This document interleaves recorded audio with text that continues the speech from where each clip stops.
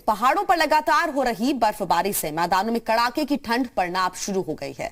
बात करें देहरादून की तो यहां पर इसका खासा असर देखा जा रहा है। प्रदेश के दूसरे मैदानी इलाकों में शीतलहर चल रही है, साथ ही घने कोहरे से आम जनजीवन पर प्रभाव पड़ रहा है। यही नहीं, पहाड़ों पर बर्फबारी से एनसीआर में भी ठंड का सितम बढ़ गया है।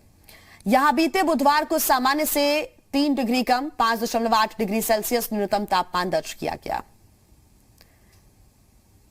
2 तस्वीरें आपके सामने, आप अंदाजा लगा सकते हैं, समझ सकते हैं कि किस तरह से पहाड़ी इलाकों में बर्फबारी की वजह से मैदानी इलाकों पर सर्दी का सितम लगातार बढ़ता जा रहा है। पारा लगातार लुढ़क रहा है, टेम्परेचर कम हो रहा है। इसी वजह से ठंड से लगातार आम जनजीवन पर असर पड़ना भी अब शुरू हो गया है। शीतलहर की वजह से लोग घरों के अंदर भी कैद हैं।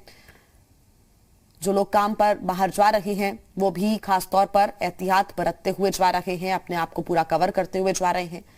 सर्दी का सितम लगातार बढ़ता जा रहा है और अभी ये अनुमान भी लगाया जा रहा है कि और भी पारा लुढ़क सकता है। सर्दी का सितम ऐसे ही कुछ दिनों तक जारी रहेगा।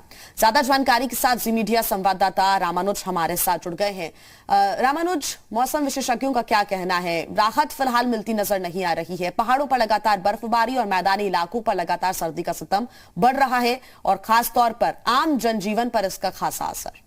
देखिए, जब भी पहाड़ों पर बर्फबारी होती है या हल्की बारिश होती है तो उसका असर 1 से 2 दिन के अंदर में ही मैदानी क्षेत्रों में देखने को मिलता है।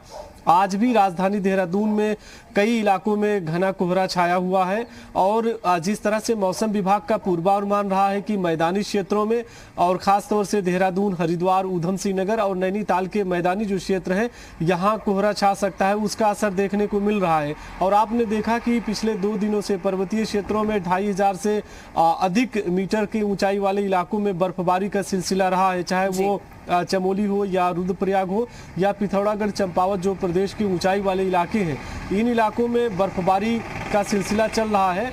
और अब लगातार राजधानी देहरादून, हरिद्वार के जो तापमान में उसमें गिरावट आ रही है और जनजीवन पर असर जरूर देखने को मिल रहा है। और एक बात ये भी कह सकते हैं कि इसका दूसरा जो पक्ष है कि अगर इसी तरह से बर्फबारी होती है तो चाहे वो पहाड़ों की रानी मसूरी हो या सरोवर नगरी नैनीताल हो या रानीखेत, जो पर्वतीय क्षेत्र हैं और जहां पर्यटक आते हैं, और इसी तरह से अगर मौसम बना रहता है तो चाहे वो होटल व्यवसायी हैं, वाहन चालक हैं, उनके लिए एक मुफीद वक्त आ सकता है। लेकिन आम स्थानीय जो लोग हैं उनके सामने दिक्कतें जरूर आ रही हैं। और देहरादून में भी सुबह शाम बहुत कड़ाके की ठंड पड़ रही है और जनजीवन पर असर पड़ा है। और मौसम विभाग का पूर्वानुमान है कि इसी तरह से अभी फिलहाल शीतलहर का जो सिलसिला है वो आगे भी चल सकता है।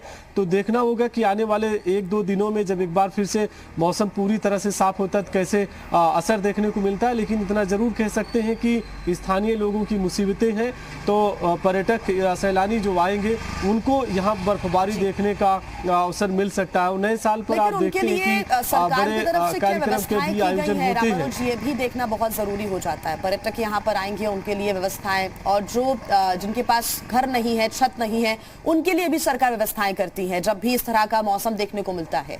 क्या वो व्यवस्थाएं फिलहाल नजर आती हैं प्रशासन की तरफ से?